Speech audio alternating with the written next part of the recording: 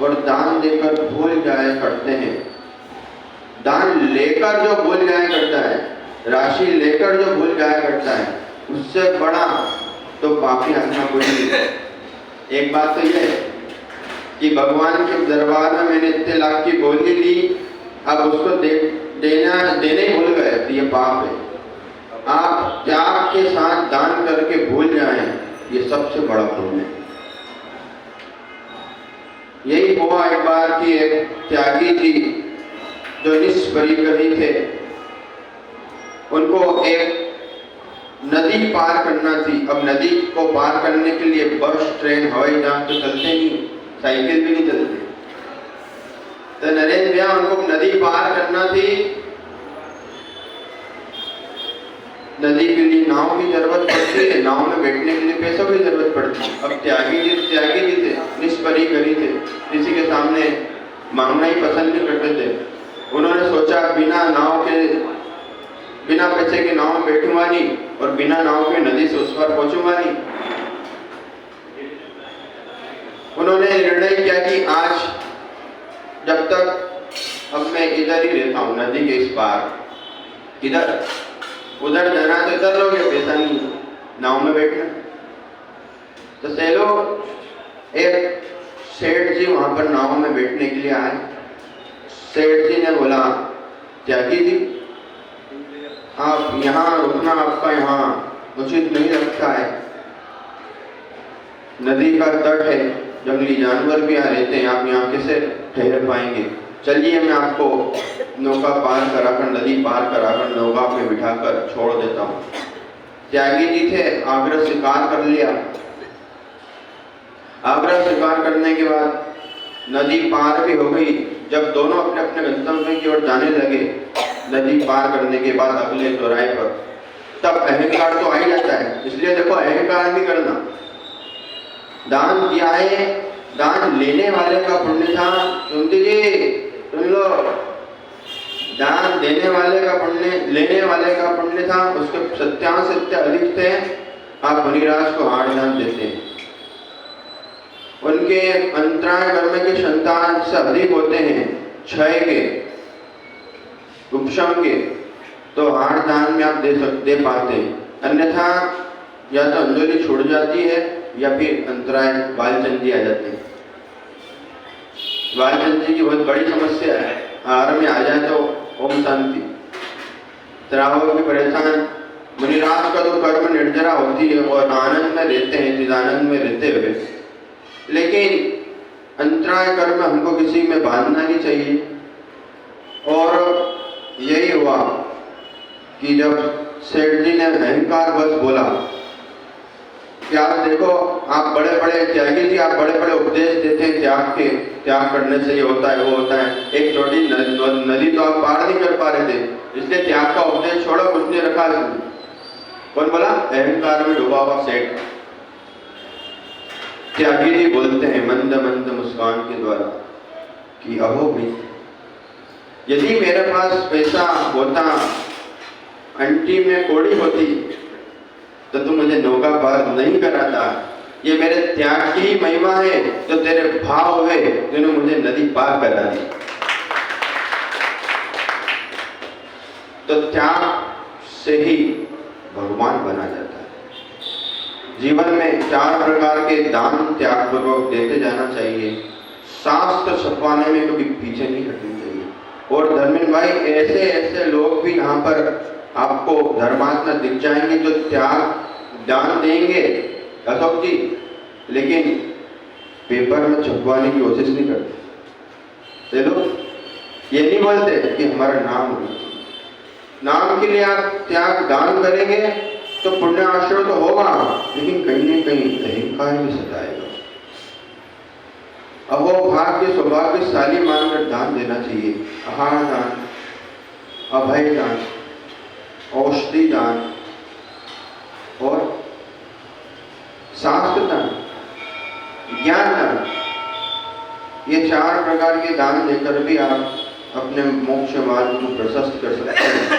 आप देखिए, देश में अपने अपना अपना धर्म चलाने वाले, अपनी अपनी महिमा मंडित करने वाले, अपने शासन को जयवंत करने वाले बहुत हैं, लेकिन दिगंबर मुनिराजों ने जो त्याग किया है इन शासन के लिए, उसकी महिमा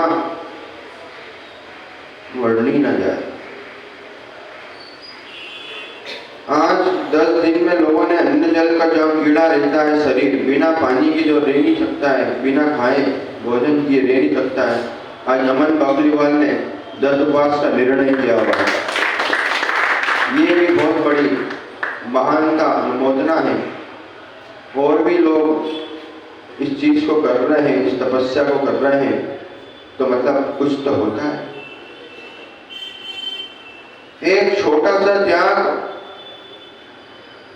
वर्धमान को सिंह की पर्याय में किया था, तो सिंह को वर्धमान बना दिया। एक छोटा एक त्याग, और गुरु सानिध्य में त्याग की महिमा ही कुछ और होती नरेंद्र भैया। सिंह ने गुरु सानिध्य में 2 चारण नित्यधारी मुनिराजों के सानिध्य में त्याग किया था। और आज तो मैं आज के दिन सभी को एक बात हमेशा बताता हूँ, हर साल हर फंक्शन में, कि सागर में एक बच्चे की ब्लड कैंसर में समाधि हुई, 11 साल के बालक की, शरीर पे कोई कपड़ा नहीं, डॉक्टर ने बोल दिया तो कपड़ा उड़ा भी नहीं सकते। गुरुदेव का वहाँ चातुर्मास चल रहा, हम सब ब्रह्मचारी थे, मुनि श्री थे, मुनि अवस्था में, बाकी वही 17-18 महाराज जी हुआ करते थे, अब तो 40 महाराज है। तो उसको इतनी वेदना थी कि जब वेदना होती थी तो लोग उसको देखकर रोने लग जाते थे। माताएं तो बाहर से खिड़की में विंडो में देखती, प्रवचन के बाद जितने प्रवचन वाले सब उसको देखने जाया करते थे, क्योंकि सागर मोराजी में धर्मशाला बनी है, वहीं पर आकर उसको लाकर रख दिया था घर वालों ने, कि अब तो उसका मरणांत होना ही है। वो ब्लड कैंसर में यूरिन में ब्लड जेली वेली जैसे सब क्लॉट निकले जाते हैं, उल्टियों में खून के नाक से खून के फेफड़े निकल जाते, थक्के के धक्के निकलते। दशांग भाई, मंत्र की महिमा, गुरु मंत्र की महिमा बहुत चमत्कारिक होती है। आचार्य श्री ने उसको मंत्र दिया गुरुदेव ने, कि बेटा जब भी देखो दिक्कत हो, जब भी देखो ऐसी वेदना हो, मरण, वो समझ रहा था कि मरण तो होना है। महाराज जी खुद जाकर अपने संघ के साथ 3-3, 4-4 महाराज जी उसको संबोधन किया करते थे, प्रथमायुग की अनेक कहानियां सुनाया करते थे महाराज जी लोग। जब उसको वेदना हुई, उसने जब मंत्र जपा, जब भी उसको दिक्कत होती, कष्ट होता, तो धर्मेंद्र भाई को एक ही बात बोलता, एक ही मंत्र गुनगुनाता था, नमो जिनाणम नमो जिनाणम नमो जिनाणम। क्या? नमो, हे जिनेन्द्र भगवान आपको नमस्कार हो, मेरा शरीर कष्ट मुझे दे रहा है, लेकिन मेरी आत्मा आपका स्मरण कर रही है। 11 साल का बालक बड़ा हो तो बात भी अलग है, 11 साल में क्या क्षमता होगी ब्लड कैंसर के कष्ट को झेलने की। उसकी जब त्याग और मुनियों के सानिध्य में संबोधन के अनुसार, जैसे आगम की विधि से छपक राज की छपक चढ़ी होती है और समाधि संलेखना होती है, दीपक भाई वैसे बालक की हुई। और किस्मत से देखो, मतलब उसका होगा कोई अच्छी गति का जीव, जैसे मुनिनाथ निर्मस्त दिगंबर अवस्था में होते, ऐसे वो भी पूरे दिगंबर रहता था, क्योंकि उसको डॉक्टर ने मना किया हुआ था। 11 साल का बालक नमो ज्ञानम कहता कहता रात को 12:30 बजे एक दिन प्राणांत हो गया। मरने से पहले उसने कई बातें कही, मैं अच्छी गति में जाऊंगा, मैंने त्याग किया है। उसके माँ बाप देख रहे हैं, उसकी बेटा जाने वाला है थोड़ी देर बाद, उसकी बहन, उसके परिजन बंधुजन देख रहे हैं, बेटा नहीं बचेगा। मुनिराज की आंखें सजल हो गई थी जब उसकी संलेखना हुई तो 12:30 बजे भागदौड़ मच गई कि आप तो ही जाने वाला है। मरने से पहले उसने कुंडलपुर के बड़े बाबा आदिनाथ के दर्शन किए। वहां जाकर राजेश भैया उसने कई सारे त्याग लिए थे कि जब तक मेरा जीवन है, जब तक सारी चीजों का त्याग बोलती जरूरत पड़ेगी तो उसकी लूंगा, नहीं तो नमो हरि होता। यही हुआ। नमोकार महामंत्र के साथ आसपास मुनिराज खड़े रहे। अस्पताल में मरने वाले की सदगति कभी होती न हो। क्या महान उसकी आत्मा ने पुण्य किया था। आसपास मुनिराज खड़े हैं, माता बहनें सब लोग पुरुष वर्ग नमोकार मंत्र सुना रहे हैं और लोगों की ड्यूटी बनी थी। लोग घर के सारे काम छोड़कर उसका नमोकार सुनाने आया करते थे। बोले हम तो उसकी सेवा में जरूर जाएंगे। उस बच्चे की आभा मंडल ही कुछ और थी। जब 12:30 बजे रात में उसने प्राणांत किया, सब मुनिराज खड़े हुए, नमो ज्ञानम नमो ज्ञानम ऐसा बोलते बोलते आंखें बंद हो गई। कष्ट बहुत होता है जब शरीर में से आत्मा के प्रदेश बाहर होते हैं। जब राठौड़ जी इसीलिए त्याग और तपस्या के द्वारा शरीर को ऐसा सुडौल बना लो, मजबूत बना लो कि जब आत्मा, मैं खुद चैतन्य चिदानंद आत्मा इस शरीर को छोड़ूं तो कष्ट में नहीं छोड़ूं, मुस्कुराते हुए नमो ज्ञानम के साथ छोड़ूं। ऐसे युवा बालक के साथ आंखें बंद हो गई, ब्लड के क्लॉट टपक रहे हैं, अंतिम हल्की हल्की सांस चल रही है, लेकिन गुरु का उपदेश सुन रहा, हल्का हल्का यूं कर रहा है, बस इतने में नमो ज्ञानम बोला। ये त्याग की ही महिमा है कि गुरुओं का सानिध्य मिला। ये त्याग में आज उसके जीव और वो आत्मा पक्के में 100% देवगति में ही होगी। जो मरण, पूरी साधना, पूरी तपस्या, पूरा साधु काल समाधि के समय पूरा झलक जाता है। आपकी साधना क्या थी, आपने श्रावक पर्याय में लेकर जिन्हें भगवान की इतनी भक्ति अर्चना पूजन भावों से करी है कि जब मरण काल आता है तो समाज को मालूम पड़ जाता है कि अस्पतालों में बिलखते बिलखते मरण को प्राप्त हो रहा है, कि सब कुछ त्यागते हुए गुरु चरणों में प्राणांत हो रहा है। ये होती त्याग की महिमा। आज तुमसे त्याग का बोलो, लाड़ी से पूछना पड़ेगा, उसको विकल्प ना हो। लाड़े से पूछना पड़ेगा, पति से, पतिदेव से, पत्नी से पूछना पड़ेगा, देवी से पूछना पड़ेगा। त्याग और दीक्षा किसी से पूछकर मत लेना, गुरु से निवेदन कर लेना और स्वयं से पूछ लेना कि मैं दीक्षा लूंगी। कई लोग बोलते हैं गुरुदेव आप बता दो, गुरु महाराज दीपक दो बता दे, नवीन भैया जो बता दे। यहाँ तक कि माँ बाप से भी मत पूछना कि मैं दीक्षा लूं। तो बोले क्या भाग के करना है? भागना है? संसार से ग्रस्त से भागना नहीं है।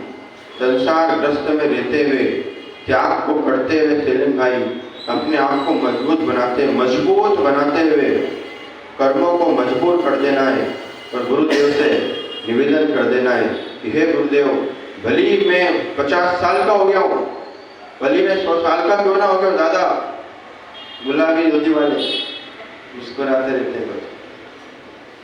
ये संदेश को हमेशा आत्मसात करो। त्याग धर्म का दिन है कि भली मैं बहुत उम्र बिता चुका हूँ, बालक, प्रौढ़, युवा, प्रौढ़, वृद्ध अवस्था तक आ गया हूँ, चिंता मत करो।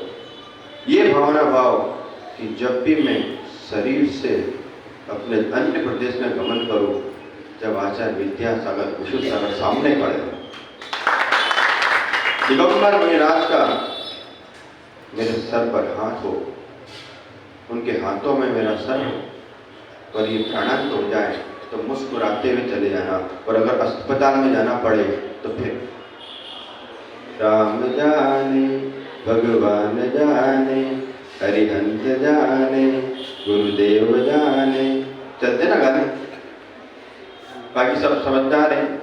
त्याग को करते हुए, त्याग की महिमा को समझते हुए निरंतर त्याग करते जाएं। जब जाप करें 4 प्रकार के हर का त्याग।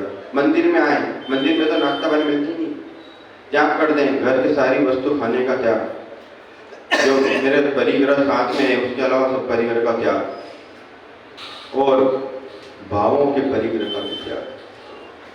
भावों का परिग्रह छोड़ना, भावों का त्याग ही त्याग कहलाता है। इसलिए याद रखें, आपका समय हुआ इन्हीं मंगल भावनाओं से कि सबका कल्याण हो, सबका मंगल हो। बोले महावीर भगवान की।